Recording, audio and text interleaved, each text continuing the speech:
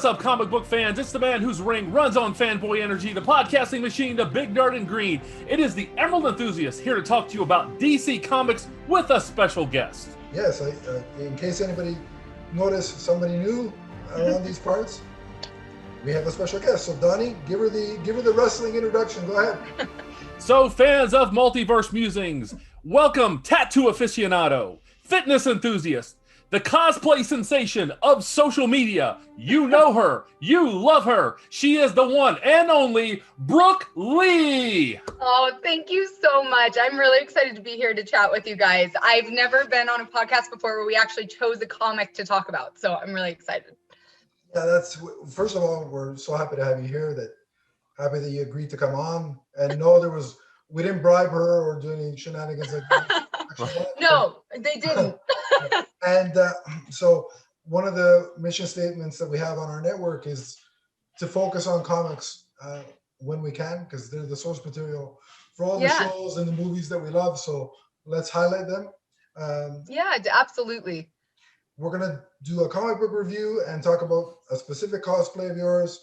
And because the cosplay you've chosen was Artemis, we're going to do Red Hood the Outlaws #2 from 2016, I think. Yes, the DC Rebirth era. DC, stop changing numbers and volumes.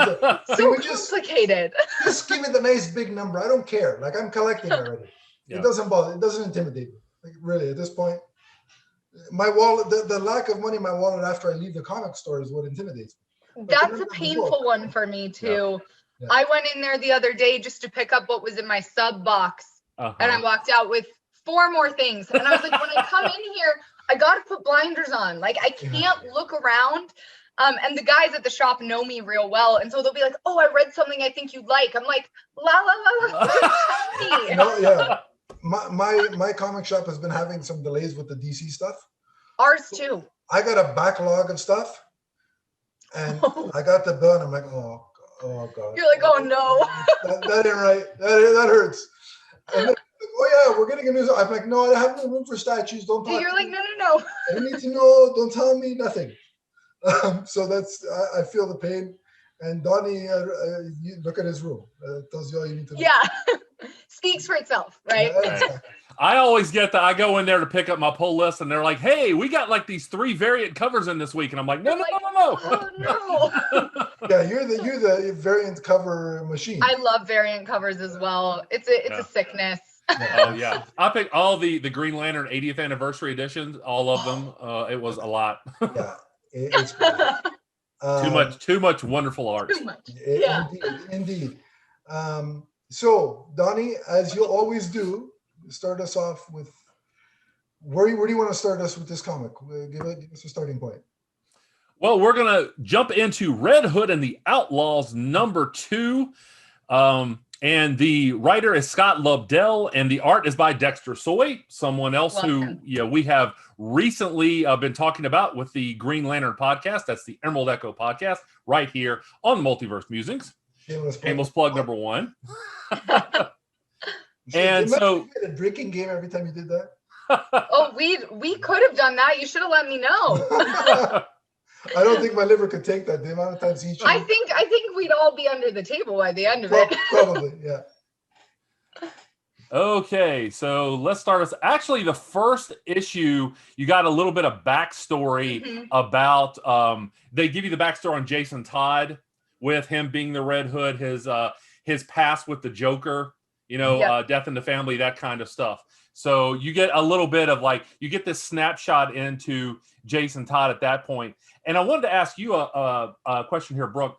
Now, with Artemis in the DC Rebirth era, is this like her first appearance, or do you remember her starting at another point? So she started at another point, and I couldn't tell you the exact comic, but her first prominent appearance was the contest. And I cannot tell you exactly when it was released, but that's when she beats Diana to become Wonder Woman. Okay. She ends up dying. It's a whole thing. She goes to hell. Diana goes and gets her. And then she has a 6-issue series called Requiem, which I own and I love. But that was her kind of first appearance, but this was kind of a reimagining of her in a way. because she's not quite as harsh. She's still harsh, but I mean, if you go back and read Requiem, you're kind of like, oh wow, you're like you're a little bit intense. So it was cool to see this, and they do keep things, you know, from her past, her being from the tribe of Bonamaidal and all of that, that I love that they kept, you know, her being part of Antiopea's Amazons in there. But yeah, it was fun. It was really fun to see her get a little bit more recognition. And I think they just did a wonderful job with her character in the Red Hood and the Outlaws run. I really fell in love with her in this run. So yeah, she does take a couple digs at Diana in this. Oh yeah, I mean, even in the issue we're talking about, when you know, Red Hood's like, oh well, I'm kind of playing by Batman's rules. Are you playing by Diana's? And she's like, I would rather eat an invisible jet, Right. you know. And it's funny because, you know, they have interacted, and there's been in the contest they do end up having a friendship and a sisterhood by the end of it, but it does not start off that way, and so. It's always fun to see her kind of be like, I'm not Wonder Woman, I'm not Diana, I'm my own, you know, person. Right. So yeah. And Jason refers to her at one point as not Wonder Woman. Yeah, and she's like, okay, not Batman. Yeah. I love the banter between the two of them. That was hilarious. It's so good. I mean, there's so many lines in there when he's like, okay, you ready? 1, 2, 3. And she says, does counting make you feel smart? And it's like, you have to pause because he's like, how do I respond to that? And she caught me on that one. How do I respond to that? Well, this issue opens up. We get to see some of Artemis's backstory and where she is promised the bow of Ra. Yes. And that figures prominently into this issue. So what can you tell us here, Brooke? So I can tell you she does eventually get it. However, it's I think it's issue maybe 7 or 8. It's still pretty early on, and it was an issue I really loved. And I actually, Adam, I'll send you some of the photos I have. I hadn't gotten around to that, but I actually had an editor do an edit of me from that panel. Cool. Shooting the bow of Ra, because she does get it at some point. Yeah. But this goes into kind of this idea, right, that the weapon chooses the warrior, and it's her axe mistress that actually chooses her first. And it appears to her, you don't find out till the very end of the series in kind of a big flashback. It appeared to her really when she was at the brink of death and was pretty much like, all right, I did as much good as I could. It's over. And the axe just appears next to her. And so it kind of goes along with that idea that the weapon chooses the warrior, and the bow of Ra doesn't choose her until she's actually ready. It's pretty cool. It's a really cool storyline, and it also is this choice she makes between somebody she used to know who's become this really awful person, and between her new friends, right? Jason and at that point Bizarro. And so so it's a cool moment for her of which path is she going to take.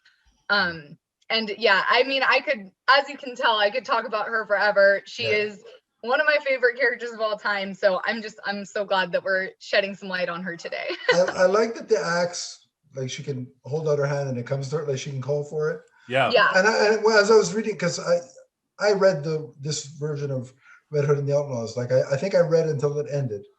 But it's been years since I went back, so I kind of forgot like the little details here and there. And when she did that, I'm like, oh, so it's like Mjolnir, but cooler because it's because it's a huge axe. An axe is better than I'm sorry, I don't want to offend any Marvel people. I'm not sorry. I'll take the heat. An axe is better than a hammer 100 times over. It just I always used to think if I was going to choose a weapon, like to learn how to use, it would be something like, I don't know, like a sword or daggers maybe. And then I made this thing. I'm like, no, it would be a giant axe. I don't know how anyone would ever hold something like that. Oh yeah. You know, you'd actually need to be an Amazon, but man, there's nothing more badass than swinging that thing around.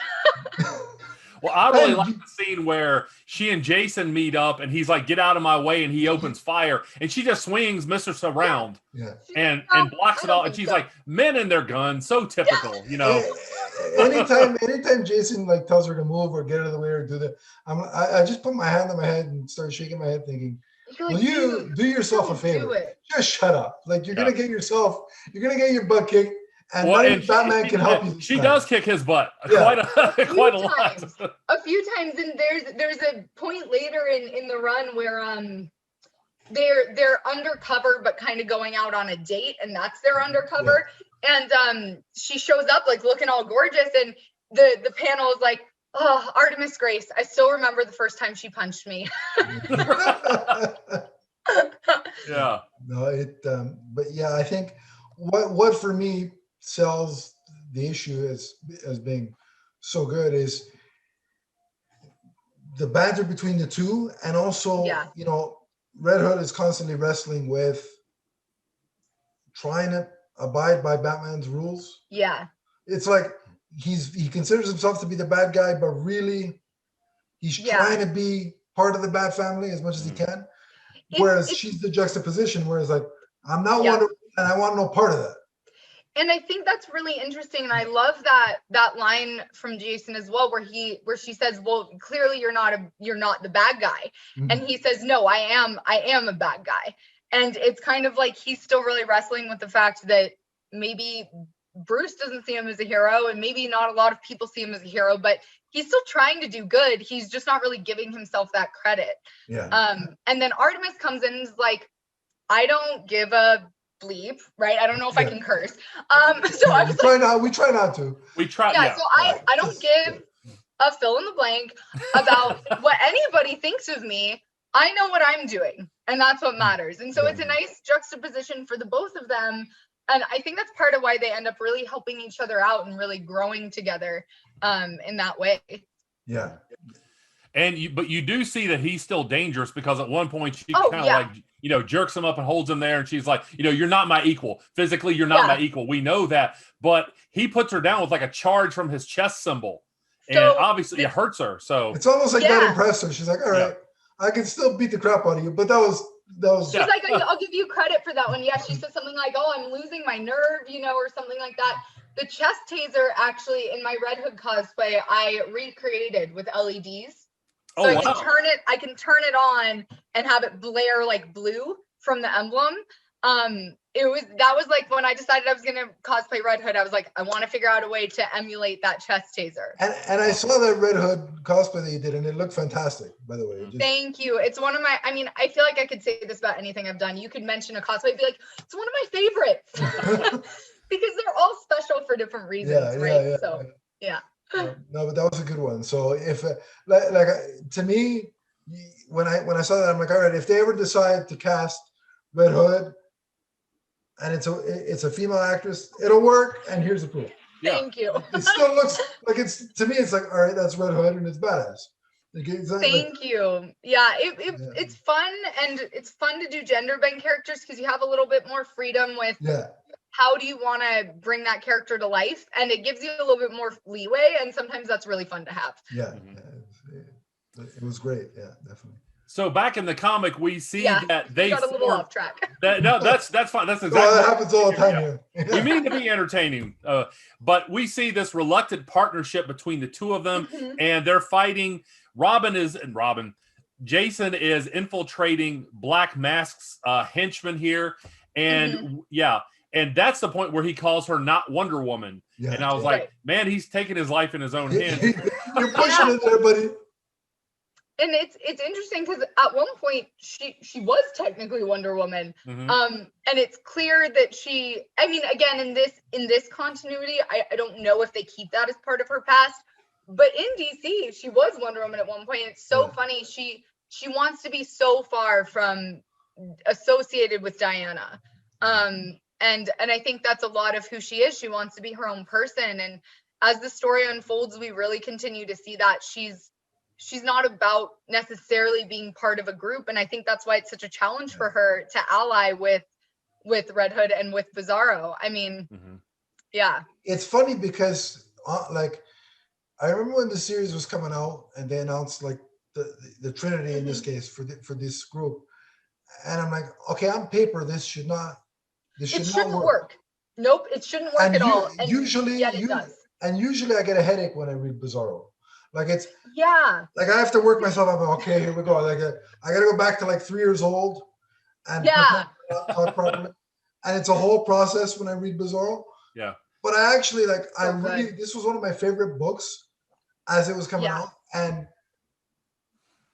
I understand why things get canceled, but it's still or it was sad. But it was like, really, did you have to end it?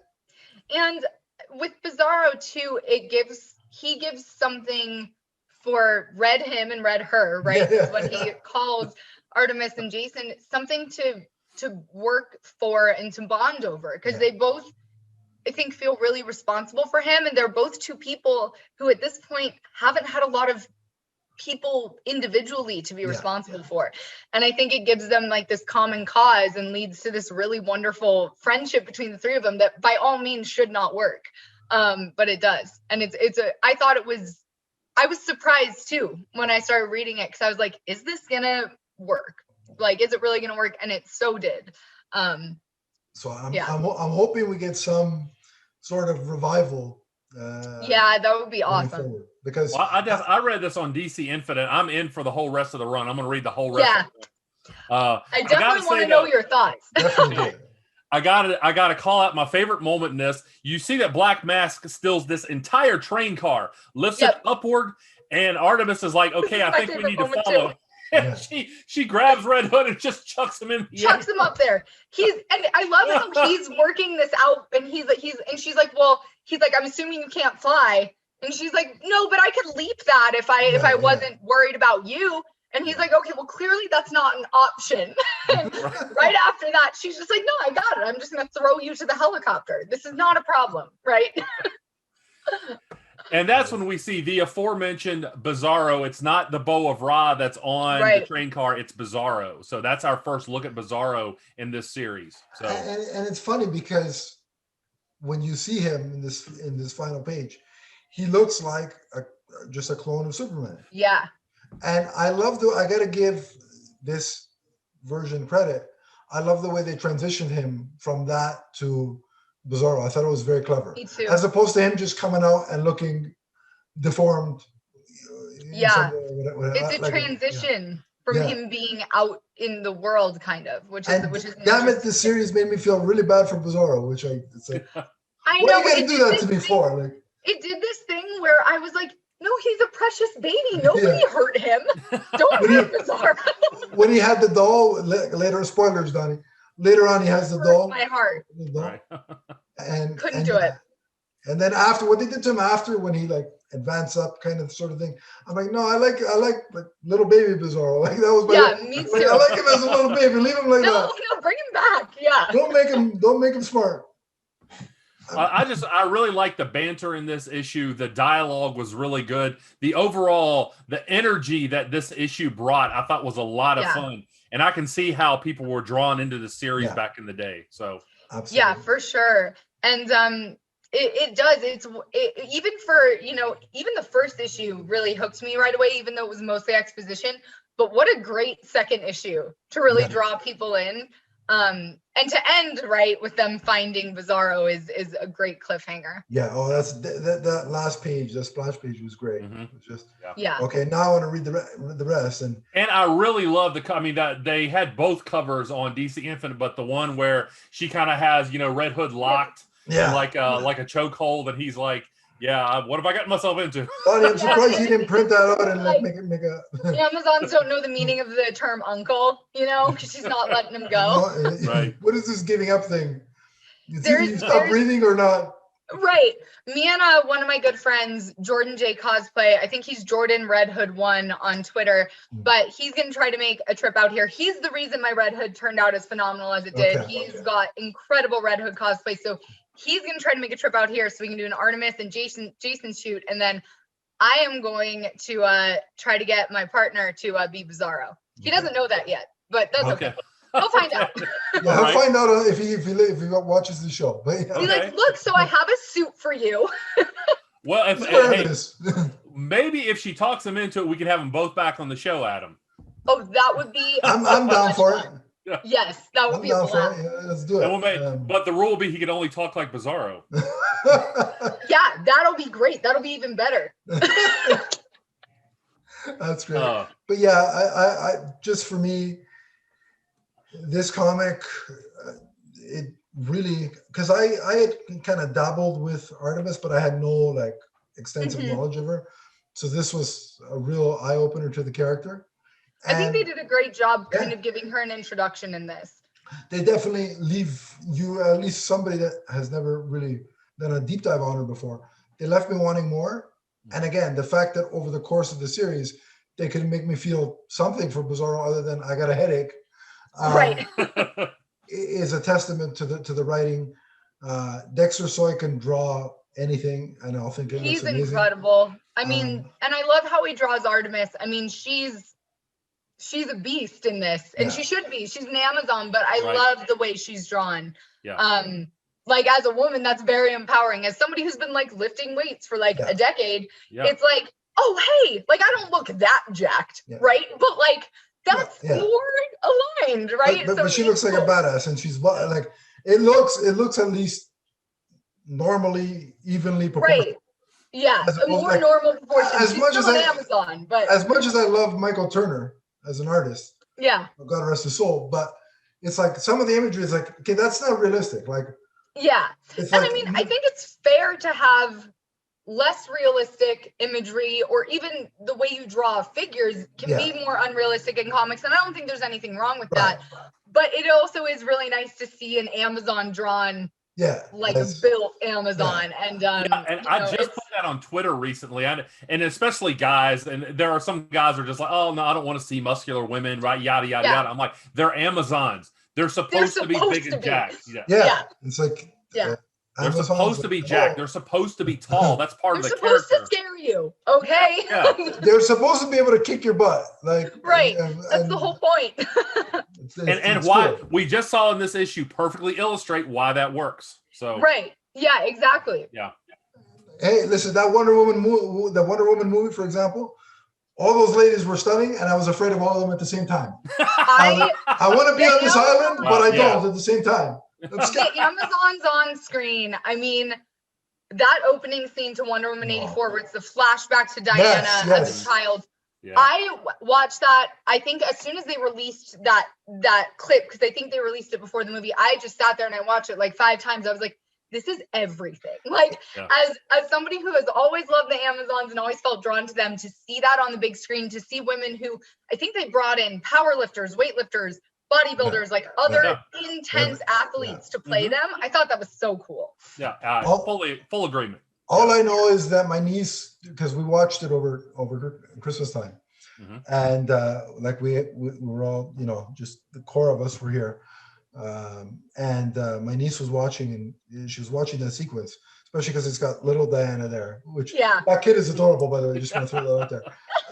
But my niece my niece was transfixed on that sequence. Like her attention span, like later on, she went on playing with whatever she was doing.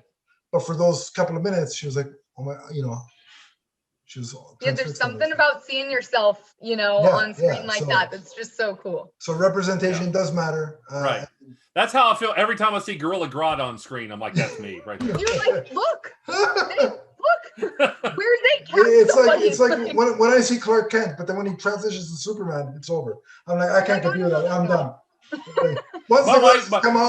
My wife even said that once. I got a Gorilla Grodd statue. She goes, look, honey. She goes, that's you. She goes, all you need is a gorilla mask. And I'm like, you're like, thank you so much. Is that a compliment or not? I think that's a compliment.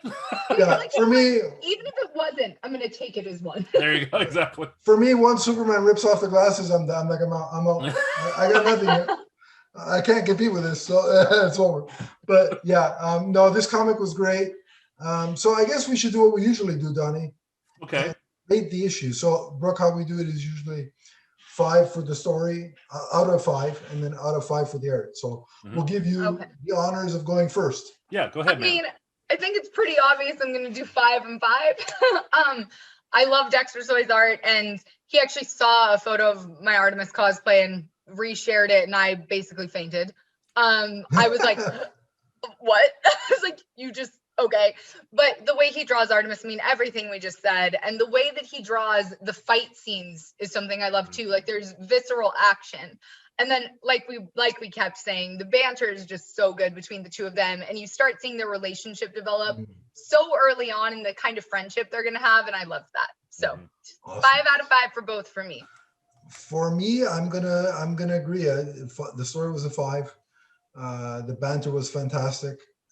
and I couldn't get enough of it. And then the art, like I said, Dexter Soy can draw anything, and I'll want to get a print of that and put it on my wall. Right. And I wish he was still doing Green Lantern because I loved his work on that too. So yeah. But we do have some really talented artists on Green Lantern. We do. It's not me disparaging any artist because I can't draw, so I can't disparage anybody because they can do something I can't. So, but yeah, it was a great book. I missed the series, and DC consider bringing it back. And yeah, DC Titans on now HBO Max. Even though nobody pays us, there's a shameless plug for you guys. You're introducing Red Hood. You have an opportunity. You have the perfect opportunity to introduce those other characters, and it wouldn't you wouldn't miss a beat. It would fit right in. So consider that. I would definitely want to see more of Artemis. Yeah. I would love to see her interacting with the Titans. Yeah. Oh, it would be such a time. Yeah. It would be so good though. oh, definitely. You'd be overwhelmed with all the cosplays you'd have to do. Likewise, I want to give this issue 5 for art, 5 for writing. The writing, I mean, again, this was my introduction to this series. It pulled me in. The art, Dexter Soy, I've talked about him many times. Extremely talented. So yeah, 5 and 5. Awesome. So that brings the comic portion of the episode to a close, and then the next thing you'll hear, which through the magic of editing you won't have missed the beat, but the next thing you hear will be a deep dive into Brooke's Artemis costume.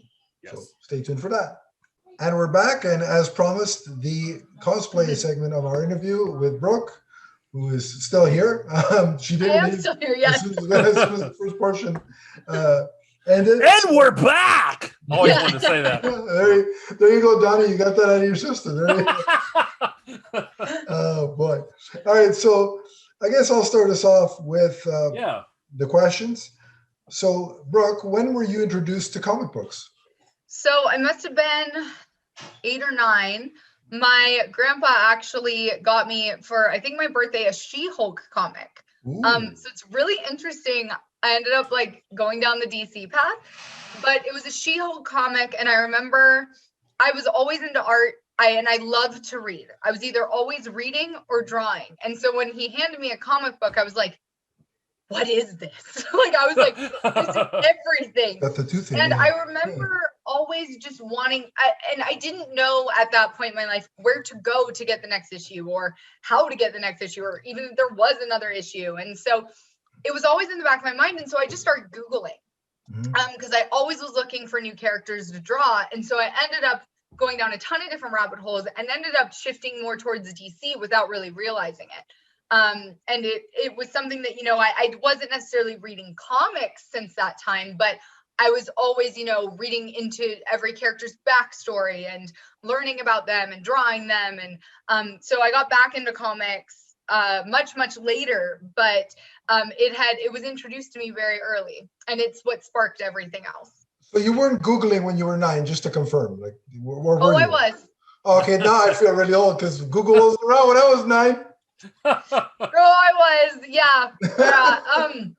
But I was like on DeviantArt, and I was a part of this was in high school, was a part of a community of other girls who loved comics and superheroes and all that stuff. So we all like created our own characters. That's actually one of my tattoos is the character I created. And so we had the best time, and that was a lot of how I got introduced to a lot of different things. And it just spiraled from there. I mean, as you know, you pull one string and there's so many places to go from it. So it all started from She-Hulk, and I still haven't cosplayed her, so that's got to be on the list. Yeah, you got to do that. Exactly. Definitely. Now, would this have been like the John Byrne She-Hulk with like her breaking the fourth wall and stuff? I think so. Okay. Yeah, I think so. That sounds right. I really wish I sold the issue. I don't know where it went. Because I moved a bunch. I moved from a couple different houses, and I would hope it's still somewhere like on my old bookshelf at my parents'. I'm gonna have to look next time I'm back there because I would love to have it. I mean, that would be so special. But if not, maybe I can find the issue and buy it because that would just be nice to have. Yeah, get it. So I had some of that run. That was a lot of fun. Yeah. Donnie, you know what was going on when I was 9? What was that? I'm afraid Batman to ask. Returns was out in theaters. Oh. That's what everyone else did. Oh, I was in college. You're both making me feel old. Anyway, I feel somewhat better.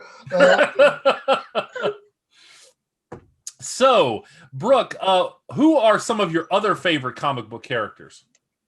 Black Canary, who has been a favorite. She was like the first character. I really loved Harley Quinn when I was kind of just getting into comics, and who doesn't? I mean, she's great.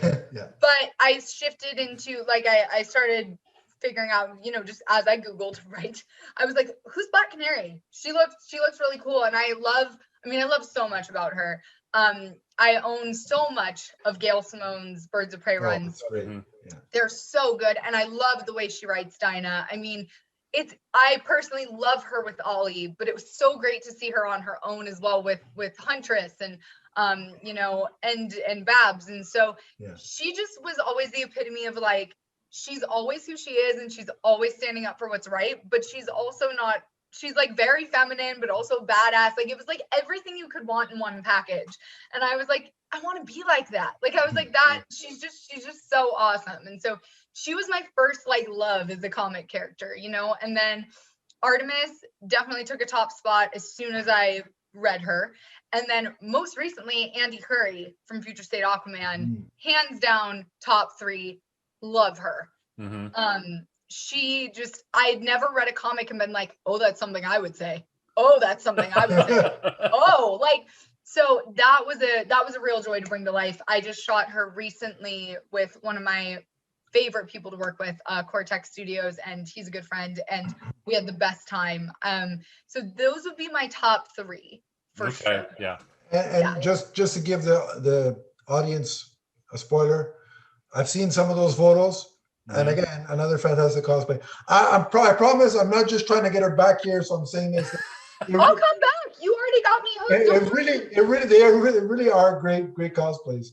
Thank you. And Donnie, since we're mentioning Andy Curry, this is a chance for you to do what I know you love doing. So go ahead, because we reviewed the Future State Aquaman. We did. Right here, the DC DC Comics Chronicles, right here on the Multiverse Musings vidcast. You can also find us on iTunes and Podbean. That's the Multiverse Musings Podcast Network.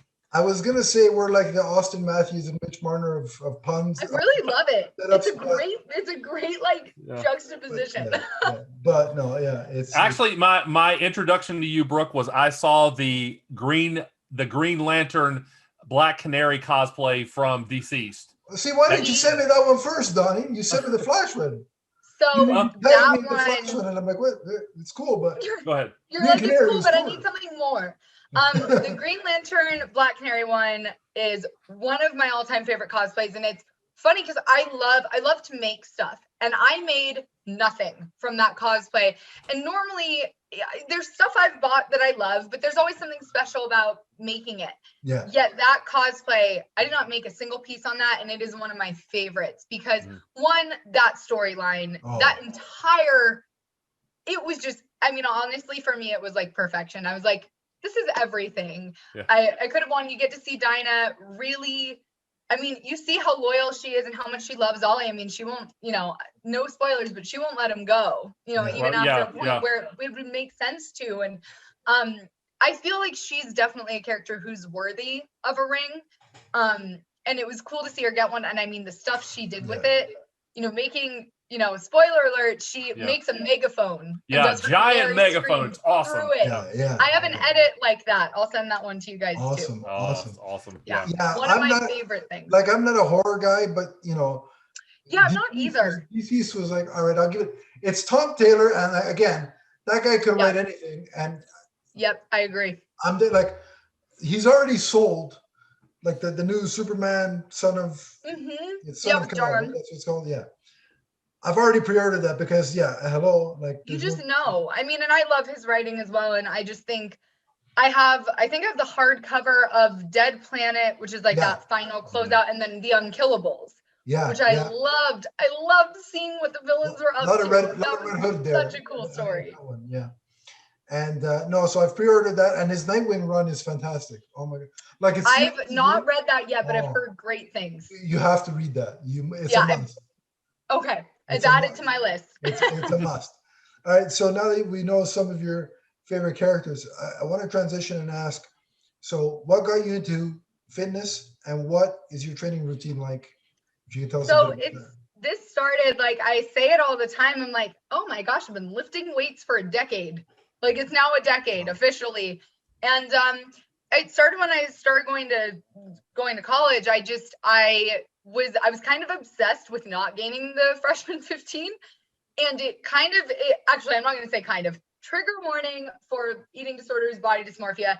It got real bad and I swung the other direction. And I actually started competing in bodybuilding competitions as a bikini competitor, which for some people, they can do in a totally healthy way. I was not one of those people. So I swung way to the other side and I was weight training a lot and I was doing a lot of cardio, but I was being so strict and it got into, eating disorder territory. And it was so unhealthy for me. And I've been able to shift now into this really healthy relationship with it. And I lift because I love it. And I've switched between so many different things. I used to train like a bodybuilder for years and years. I trained like a power lifter for the last few years. And now I'm back to doing a mix of it all. And then I'm also really active. I play paintball. You can't see it in video, but I got hit in the face earlier this morning with paintball. I was like, oh, good. There's a huge welt on my forehead before the interview. I was like, okay.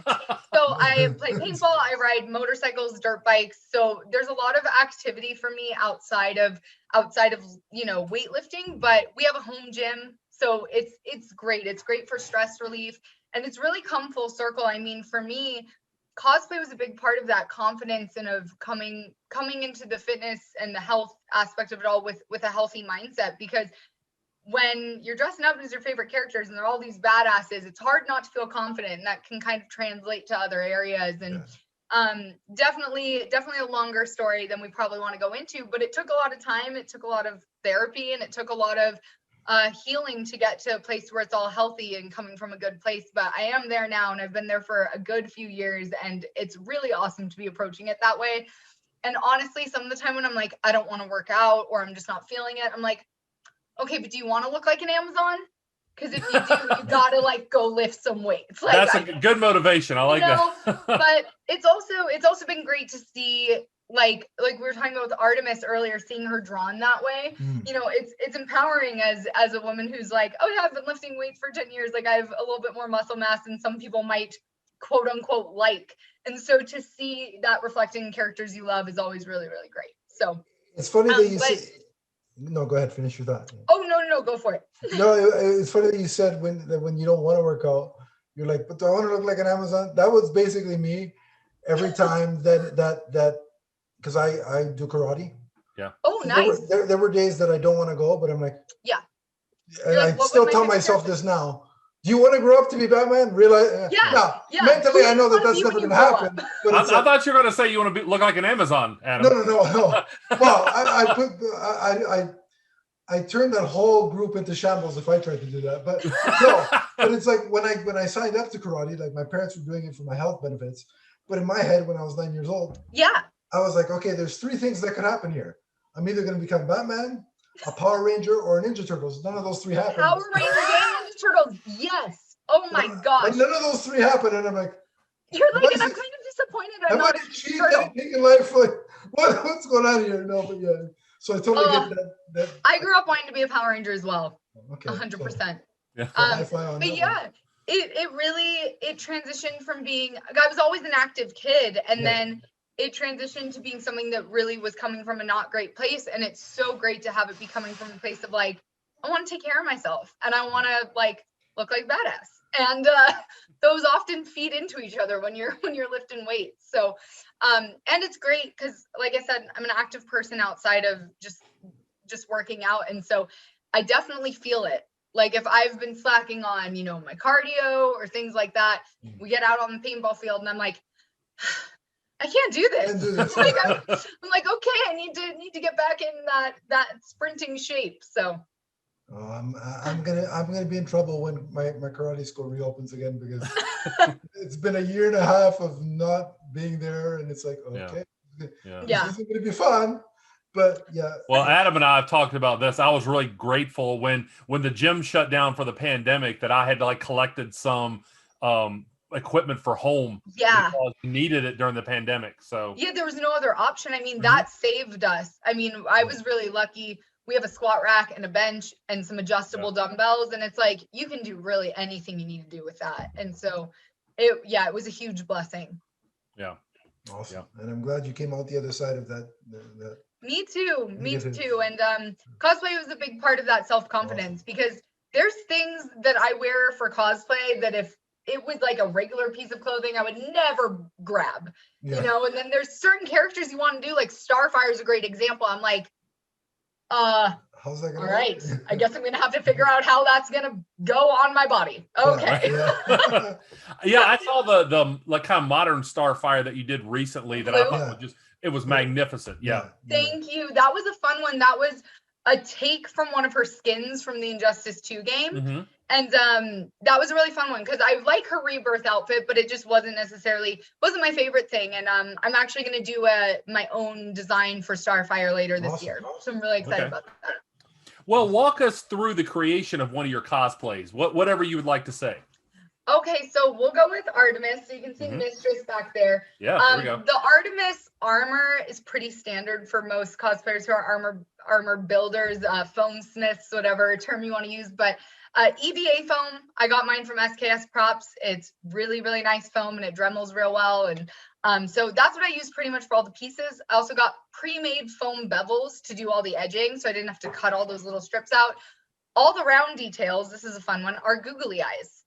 So if I move, you can hear them shake. I'm portable maracas. So that's super fun. And then really the belt is all EVA foam as well. This was a challenge for me. I wanted it to be a wearable cosplay.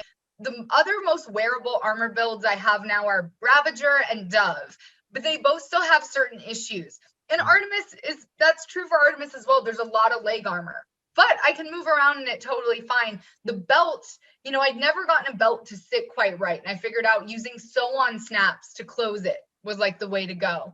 And same with attaching her lasso to the side, you know, a loop of foam. And so it was a fun challenge. But I would say, obviously, the most impressive part of it is Mistress. So let me go get her. Yeah. Let's get a close look at Mistress here. Yeah, that's. So you can see. That's incredible. Look at that She's thing. taller than me. Wow. Can't even fit her in frame. I like it, man. Look at that. Look at the detail on that, Adam. Wow, that's insane. See, I knew we made a great decision in inviting her here. We got the inside info. Yeah. So Mistress is actually all EVA foam and a PVC pipe with 2 metal brackets. So basically what I did is I screenshotted, you know, from the digital comics. I said, okay, what are the ratios of her axe, the blade, the staff to her? So I like measured and I did all sorts of fun math. People tell you math won't come back. It does come back. And so I basically determined, okay, the blade needs to be whatever it is, 2.5 feet long. And then the staff needs to be, if I'm 5'3", it needs to be 5'8". So my boyfriend helped me because spatial awareness things are not my forte. And so he was like, okay, I'll double check your numbers, but I'm sure it's fine. So patterned it out. The blade is 4 layers of foam, 2 10 millimeter layers, 2 6 millimeter layers, contact cemented together. The staff I wrapped in different layers of EVA foam and added those kind of chunky detailing around it. And then the blade, I put thin wooden panels in between to stabilize it a bit between each layer of foam. Where'd you get all these materials? So all the foam was from SKS Props online, but you can get EVA foam on Amazon. And then the wooden, the plywood panels were just from, I think, Home Depot or Lowe's. I can't remember where I went, but super cheap. And then contact cement, you can also get at any like home store like that. So that's pretty much it. And then glued the contact cement to the blades on either side. And I was noticing as I was swinging it around, the blades were kind of flimsy, and that was where those metal brackets came in. Actually drilled bolts through across the blade so that I could swing it and not worry about those, you know, getting knocked off or something like that. And then at the end, it was a lot of paint, like 2 full cans of paint, 1 full can of primer. And then I hand shaded all the detailing with oil paint to give it more depth. And then there's a statue of Artemis, and I'll try to send the picture to you guys if we want to pop it up on the screen. But she has the bandages she has wrapped around her arms around the staff of Mistress, and that's why I added that detail. Oh, that's cool. Nice homage to that statue. So that's basically the walkthrough. That's definitely Mistress is the thing I've made that I'm most proud of, for sure, hands down. It's going to be hard to beat. It sounds like a lot of work. So the fact that you have the patience to do all that is took me, I think, that build took me 3 months, and I was only working on it like on weekends. So it was a lot of time, but absolutely worth it. So, Donnie, now imagine I had that thing in my house during Game 7 of Round 1 this year. Yeah. It would have hit my TV. It would have been like, don't.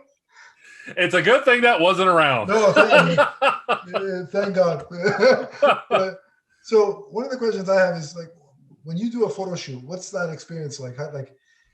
Walk us through what a day in a photo shoot kind of thing is like. So it definitely depends on the photo shoot situation. There's some things I've shot that are literally just me, my tripod, and my phone, right? There's some days where and those are for simpler shoots. I have a backdrop in my house. You know, I have a bunch of different backdrops I can throw up. Okay.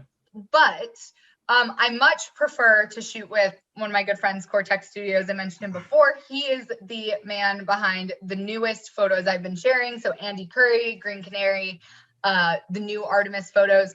And he's just a joy to work with. We first met when he shot my Rose Wilson Ravager cosplay. And we've become real good friends. And he makes it effortless. So for me, on days where I have shoots with him, I know what time he's going to come. He's going to show up. And I start getting ready maybe an hour before, just so I'm ready to go.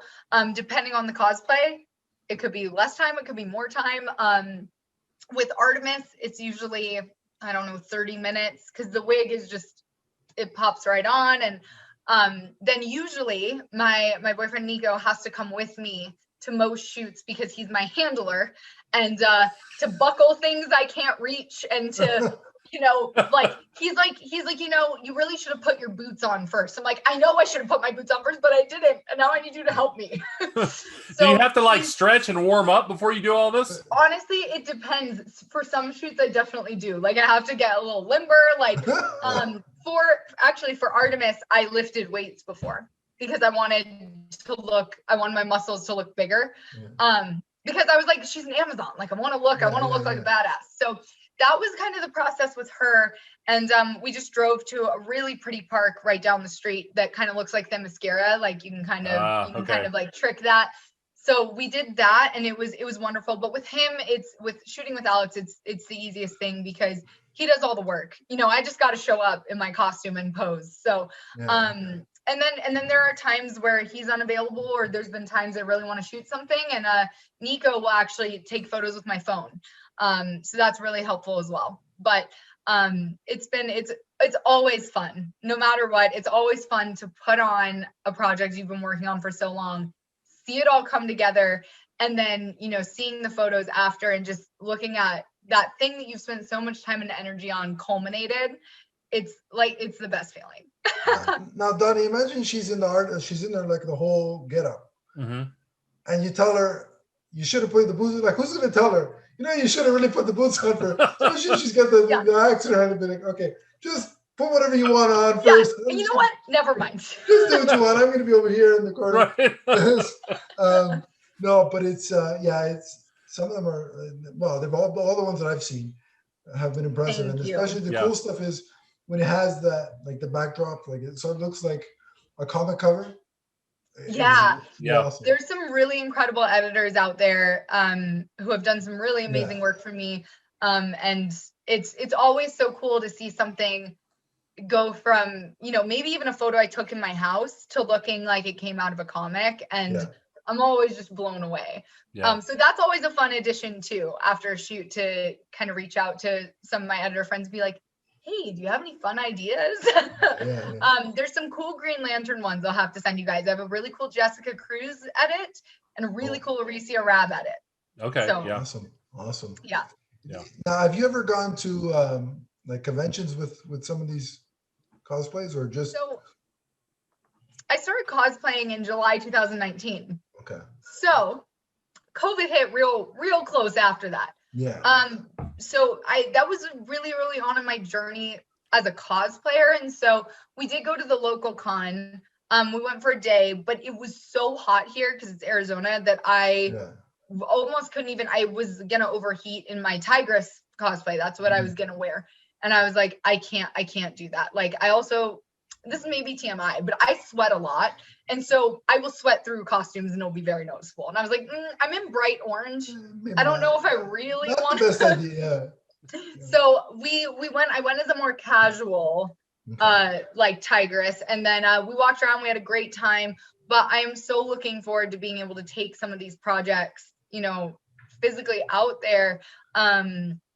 Because they're such a labor of love, and it's so fun to be in that environment with people who are just loving the same things you are. And it was so fun to walk around, even just in a casual cosplay, and just seeing everybody in theirs and recognizing, you see some characters that you're like, somebody else loves that character too, that's maybe a lesser known character, and you get to bond over it, and it's a blast. So I'm looking forward to being able to do that once things open back up. Because I could just imagine if like you're at one of the cons and a little girl sees you as either Artemis or Andy Curry, I think that'd be pretty cool. Like, pretty cool. Artemis is definitely one I want to take for sure. Yeah. Well, and that's one of the things that I want to say. When I was looking for somebody to invite on the show, there are a lot of people out there, on Twitter, and you see their cosplays. And again, I realize that there's a place for this kind of stuff, but it's not our brand. I would look at all these models and I'd be like, yeah, we can't invite them on here because half of their photos, they're not wearing any clothes. So I saw yours and I was like, Avenue, right? Yeah, I'm like, these are really classy, and you can tell she has the passion for the characters. It's not just I'm dressing up, just look at me. It is, look at my fandom here. And when I saw that, I was like, you can't fake that kind of authenticity. So thank you. It means a lot. I mean, this really is, I call it like my joy fuel. Like, on bad days, it's like, all right, well, at least I get to go home and make myself some cool armor, Right. And it's been really fun to really go into, doing different versions of characters. I mean, I think I've done like 6 or 7 different Black Canaries now, and I have another one coming soon, and 2 I want to reshoot, and being able to really make choices of, I don't always choose the most popular character, and not that there's anything wrong with that either. I just find myself being drawn to characters who maybe don't get as much love in the cosplay world. And I always feel like me cosplaying them gives them a chance to have their story told a little bit. Aricia Rab's one of those. That was a really fun one for me. And I saw that on Instagram. I've seen all your Instagram photos. All of them. Very, very high quality. And again, very classy, Thank you. Yeah. Thank it's you. Nothing that you couldn't show a little girl and say, hey, look at this, Yeah, like, at least, and I get there's an avenue for that, which the other stuff, which is cool. If that's the way you want to go, awesome. But it's like, I can take my phone if I wanted to and show my niece your, thank you. You say, look, and she'd probably be over there. She'd be like, cool, right? Because she comes in here, like, you can't see it because the cameras, but I have all my statues and stuff here. Yeah. She'll come and look. She'll be like, can I have that one? And I'll be like, I love you, like, but no. I love you, but not that much. when I'm not here anymore. Yes, maybe. Then it may be in the will, but until then, we'll talk about it later. Yeah, we'll talk about it then. Done, do what you want, but while I'm here, get out. Yeah. There was a really sweet thing that happened with one of my friends. She has 2 daughters and a son, and her youngest daughter came home from school one day and was like, I want to be a boy. And her mom was like, okay, I mean, we can talk about that. Why do you want to be a boy? Let's talk about it. She's a very supportive parent, and her daughter kept saying, because boys get to be superheroes and girls don't. And and Mel, my friend, was like, girls can be superheroes, sweetie. And she's like, no, only the boys. And she pulled up my Instagram and let her scroll through, and she goes, that's Brooke? And she was like, yeah. And she was like, can I be Ravager for Halloween? So she was Ravager for Halloween. That's cool. Yeah. That's really cool. Yeah, it was really sweet. And I mean, that's kind of, that means a lot to me. I mean, I think there's so much that girls, and it's changed now, right? Like things are improving, but there's so much that we're told we can't do or can't be. And so if I can be, you know, positive influence in that way and remind girls that they can be superheroes, then, you know, that's a gift in and of itself. That's exactly. that's awesome. And I bet you'll hear more stories like that when you can take your stuff on the road and go to different cons, and I'm sure in the action. So that'll be cool. So and I've seen a lot of your writings too on Eva Webb's page, and and you were on her podcast too, right? Yes. She's a joy. I loved talking to her. Oh my gosh. That's awesome stuff. So Donnie, any more questions that you have? No more questions. Obviously, we want to let her tell anyone where they can find her. I do want to say one thing though, guy to all the men who are watching this out there, fellas, show some decorum. Okay, I've seen some comments and it doesn't make me happy. Don't be an idiot. Thank you for that. Don't be an idiot. Like exactly. I feel. Sorry, go ahead. My sort of like caution is, if you wouldn't say it to somebody in person, don't write it. Yeah. And if you would say it to somebody in person, you're an idiot. Right. Like that's all I can tell you. You're like, if you would say that in person, you need to rethink that. You need help. But anyway, go ahead. Yeah. Well, you can find me on Instagram, Tatted Khaleesi, one word. Twitter, Tatted_Khaleesi. Vero is Tatted Khaleesi, one word. And then I have a website, which is the easiest way to see everything I've ever done. www.tattedkhaleesicosplay.com. No underscores, no weird letters, nothing like that. But it has portfolios of all of my projects, all housed by, if you want Daenerys, you can go to Mother of Dragons and it's divided by season. If you want DC Comics, it's divided by character. And that's the best way to, if there's a character you love, there's a whole portfolio there for you to check out. So awesome. Fantastic.